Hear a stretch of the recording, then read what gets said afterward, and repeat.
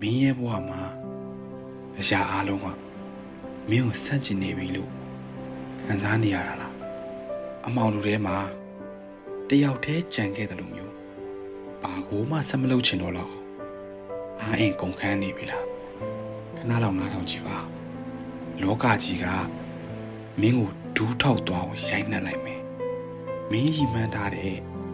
အိမ်မက်တွေကဝေးတဲ့ဝေးသွားပြီလို့ထင်ရလိုက်မယ်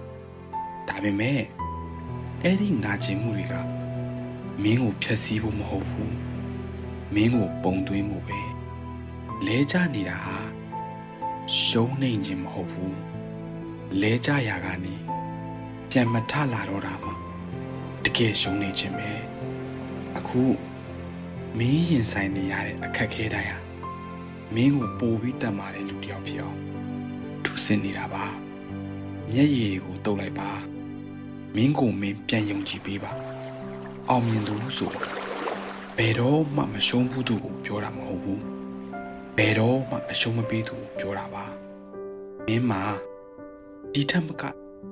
တော်နိုင်တဲ့အရေးချင်းတွေရှိတယ်ဒီထက်မကတန်မာတဲ့နှလုံးသားရှိတယ်အခုပဲပြန်ထားလိုက်ပါမနှက်ပြန်ဆိုတာဒီနေ့မင်းအရှုံးမပေးပဲဆက်ရှောက်မဲ့ခြေလမ်းတွေပေါ်မှာပဲမူတည်နေတာပါမင်းလုံနိုင်ပါတယ်မင်းရဲ့ဇလံကိုမင်းကိုယ်တိုင်အောင်မြင်စွာအဆုံးသတ်လိုက်ပါ